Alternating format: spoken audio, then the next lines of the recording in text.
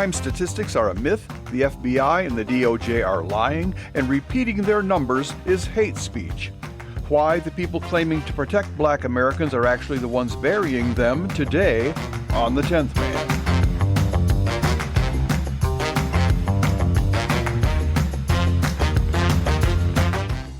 Welcome to The 10th Man. I'm Kevin Travis, and today we begin something new, a recurring series I'm calling Liber Rules, short for Liberal Rules. The unwritten logic, if you can call it that governs how the progressive left makes arguments. And again, I say logic loosely. Liber Rule number 1. If an argument is plausible, it's true. No burden of proof required. They assert, you disprove. And if you can't or won't, that's proof enough. Today's episode is a demonstration of that rule in action. A middle-aged progressive acquaintance of mine, a gal who hasn't built much, but has accumulated an impressive collection of confident opinions, came to me recently with what she considered a trump card. The 1350 myth, she called it. The idea that white supremacists have been weaponizing Department of Justice statistics to paint Black Americans as a violent race. The claim is simple. Black Americans are about 13% of the population, but commit 50% of violent crime. Actually, it's a little worse than that. The statistics say they commit 52% of violent crime, and you'll see these numbers keep climbing. And according to my acquaintance, and according to a growing chorus on the left, this is a lie. It's a fabrication. A white supremacist talking point dressed up as a statistic.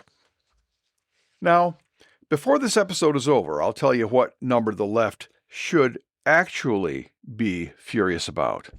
And it isn't 50, and it isn't 52. But we'll get there.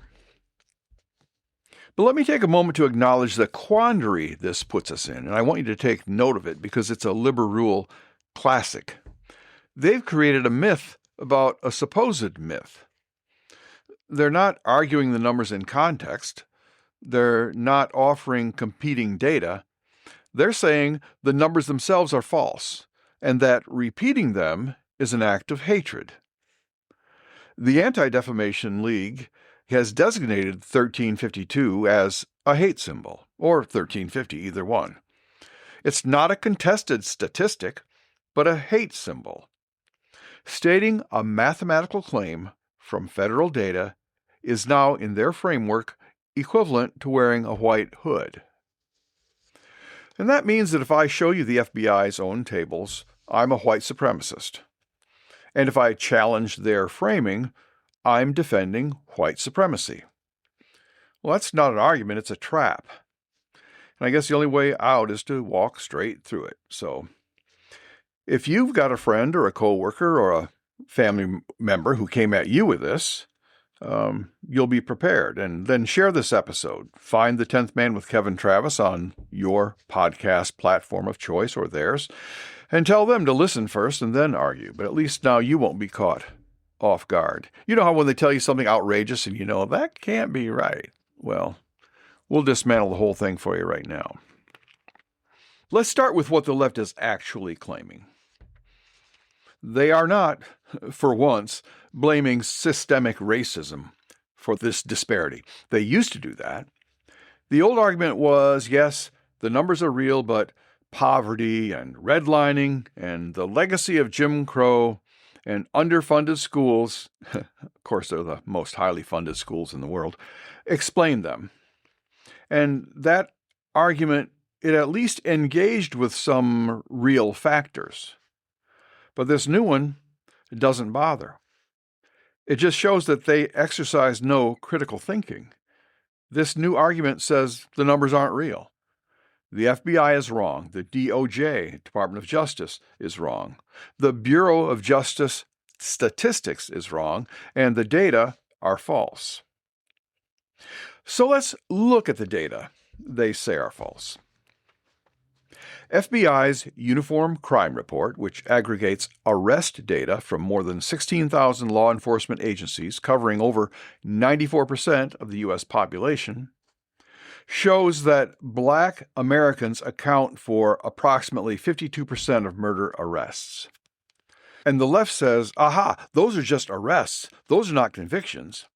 It's the racist police going into the Black neighborhoods, throwing a net over all the young Black men and, and arresting all of them. And it's not convictions. Well, fine. But the Bureau of Justice Statistics tracks convictions. And convictions run at 54% Black. The number went up. They're actually not arresting enough Black guys. So their argument doesn't just dissolve, it actually backfires. And every layer of scrutiny we apply just makes the disparity larger, not smaller. And again, there's one more layer to go. We'll get there at the end of this episode. And when we do, I want you to remember that this was their own demand for a deeper look that took us there. Next, they say, well, a third of murders go unsolved, so we don't know who the killers were. Well, that's true. We need to look at the closure rate of murders, and we'll do that in another episode. So it's plausible. And I suppose those unresolved cases could be due to anyone. And under Liber Rule number 1, the unproven assumption is as good as a fact. So by their own standard, I guess we could assign the unsolved murders to whichever group we'd like. Maybe we could be racist and do that.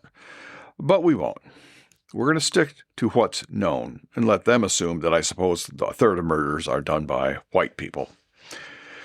But next comes the argument that really deserves its own section, because here's where the logic collapses entirely. They say these numbers are inflated only because Black communities are over-policed. Notice they invented a new word here, over-policing. It's racist cops patrolling Black neighborhoods producing all those arrests. And that, not actual crime, is what drives this disparity. It sounds pretty sophisticated, but it really isn't. And here's why. It's as simple as this. Police don't control when there's an arrest. A 911 call controls it. When a murder happens in any neighborhood in America, somebody calls 911.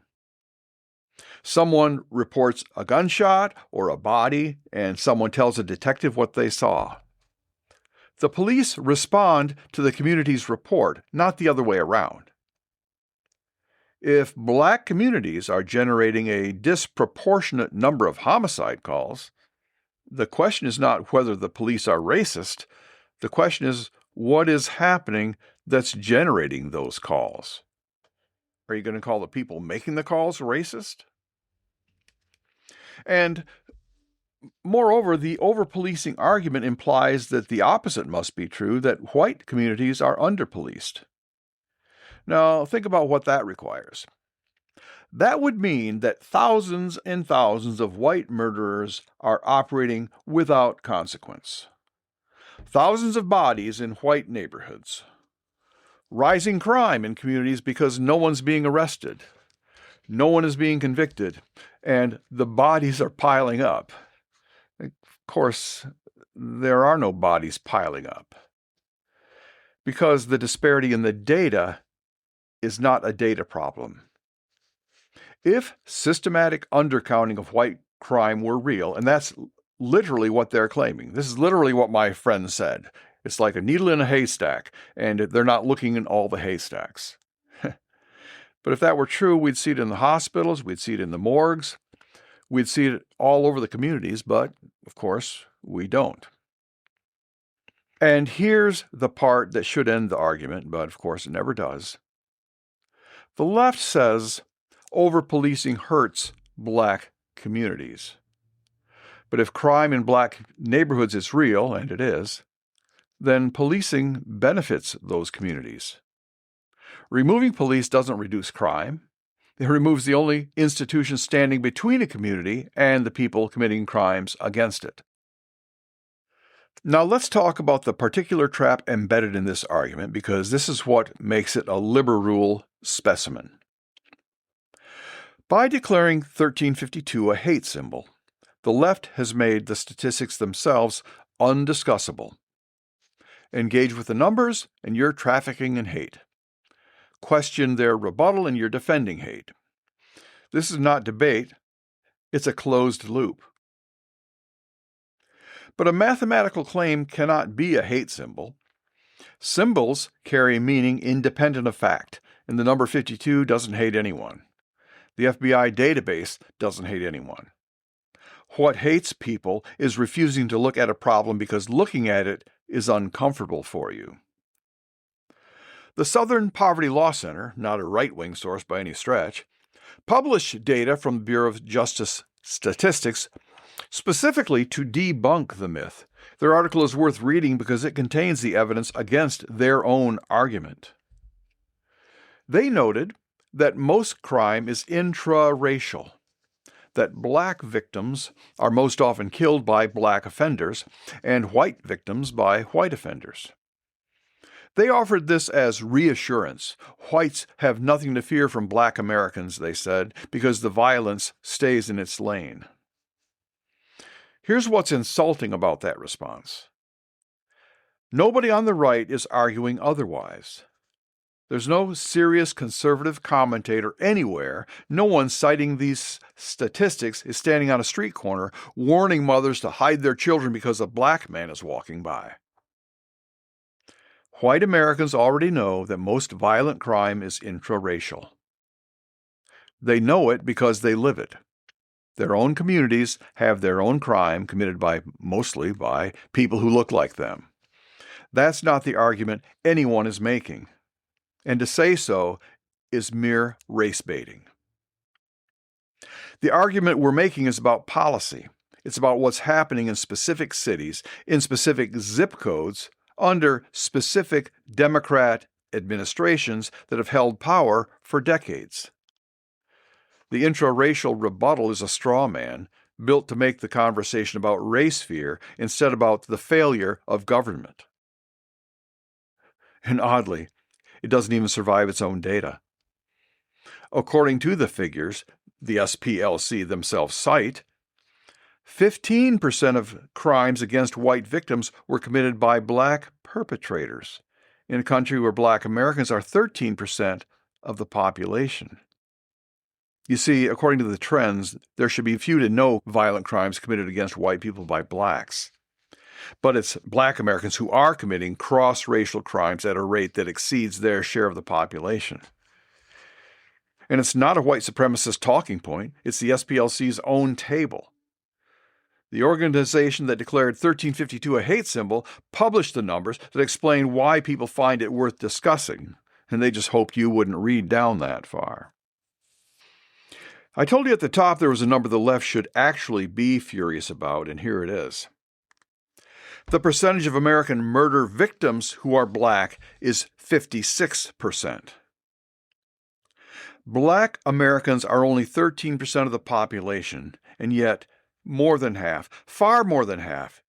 Any presidential candidate who got 56% of the votes, you would call it a landslide. And yet 56% of all murder victims in the United States are black. The homicide victimization rate for black Americans is more than 6 times the rate for white Americans, 21.3 per 100,000 versus 3.2 per 100,000, according to the Bureau of Justice Statistics. It might be worth noting, since we always compare our crime rate, our murder rate, our homicide rate to that of the other wealthy countries. You see, the 3.2 per 100,000 murder rate, homicide rate for white Americans falls right in line with that for all the other countries. Now ask yourself where those murders are concentrated, the 21.3 per 100,000. They're not in rural America. They're not in the Republican-governed suburbs. Those murders are concentrated in Chicago, Baltimore, Detroit, Philadelphia, Memphis, St. Louis, and New Orleans. Every one of those cities has been governed by Democrats, in most cases exclusively by Democrats, for 50 years or more. Chicago hasn't elected a Republican mayor since 1931. Baltimore hasn't since 1967. Detroit hasn't since 1962. That's all before you were born, isn't it? These aren't cities that tried conservative governance and watched it fail. These are cities that never tried it, and the body count is what that looks like after half a century of Democrats. And those are people being buried. Those are the mothers and sons and fathers we should be talking about when we talk about black crime in America. And the party that's been running those cities the entire time has the nerve to call the statistics racist. Somewhere around 70% of the men in prison are black. Yet around 80% of the men in prison, white, black, or other, came from fatherless homes. There's your common thread. And Democrat social policy since the 1960s has systematically replaced fathers with government checks, rewarding single motherhood, penalizing marriage, and then expressing surprise at the results. And it's not coincidence, it's cause and effect, and it has a name and a voting record. And now let me be precise about what we're arguing and what we're not. We're not saying black people are violent by nature. That's the racist interpretation, and it's wrong. Race is not the variable. Culture is the variable. Democratic policy is the variable. 50 years of dismantling the black family and calling it a social safety net is the variable. Generations of young men are raised without fathers, in neighborhoods without opportunity, in cities where Democrats have held every lever of power for decades, and whose answer to every failure is more of the same. That's the variable. Now let's walk the staircase one more time, because this is where the left's argument doesn't just fail, it indicts them. They said 50% of murder arrests are black. It's actually 52. 52% of murder arrests are black. They said that's just arrests, so we looked deeper at convictions, and 54% of convictions are black. The number went up. Then we looked deeper still. 56% of murder victims are black. Every layer of scrutiny we applied made the tragedy bigger. They invited us up the staircase, and at the top we find 12,000 black Americans killed every year. Not by white supremacists, not by over-policing, but in cities that have been run by the Democratic Party since before most of those victims were born. That's the irony. The party that made black victimhood its founding argument is presiding over the greatest ongoing massacre of black Americans in history. And they call anyone who points it out a racist. There's the tragedy. The people most in need of honest policy are being handed dishonest politics instead.